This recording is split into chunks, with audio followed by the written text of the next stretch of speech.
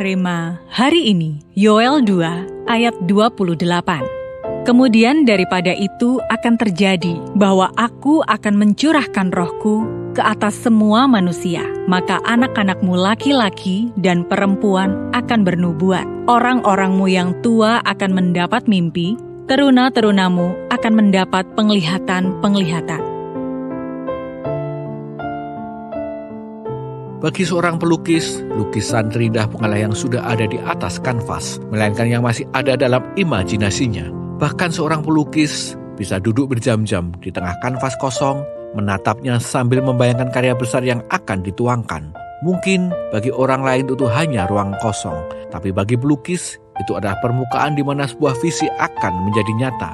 Karya besar dimulai dari mata yang bisa melihat lebih dulu, bahkan sebelum tangan mulai bekerja. Firman Tuhan dalam Yoel 2:28 berkata bahwa ketika Roh Kudus dicurahkan, maka anak-anak akan bernubuat, orang tua mendapat mimpi, dan teruna-teruna akan mendapat penglihatan. Visi surgawi tidak lahir dari keinginan pribadi, tetapi dari hati yang dipenuhi oleh Roh Kudus. Dialah yang membuka mata rohani kita agar kita melihat hidup ini bukan hanya dari sudut pandang manusia, melainkan dari sudut pandang kekekalan. Hari ini, mari bukalah hati kita untuk mengalami kepenuhan Roh Kudus.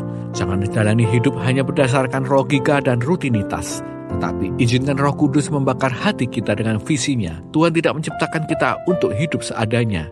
Dia ingin kita menjadi terang, menjadi dampak, menjadi alatnya untuk menyatakan kemuliaannya. Semua itu berawal dari perjumpaan pribadi dengan Roh Kudus. Semakin kita dekat dengan Tuhan, semakin jelas arah hidup yang Ia tunjukkan. Karena itu, mari alami kepenuhan rohnya, agar kita dapat menangkap visi surgawi yang mengubahkan hidup kita dan berdampak bagi dunia.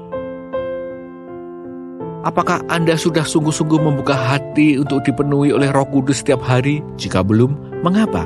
Apakah Anda sudah hidup dengan arah dan visi yang berasal dari Tuhan atau hanya mengikuti rutinitas? Apa yang Anda lakukan untuk lebih peka terhadap suara Roh Kudus dan menangkap visi yang Tuhan berikan? Tuhan Yesus, tuntunlah setiap langkah kami agar selalu hidup dalam kepenuhan Roh Kudus. Engkaulah sumber visi surgawi yang akan membuka jalan-jalan yang tertutup di dalam hidup kami. Di dalam nama Tuhan Yesus, kami berdoa. Amin. Alamilah kepenuhan Roh Kudus karena Dia adalah sumber visi surgawi.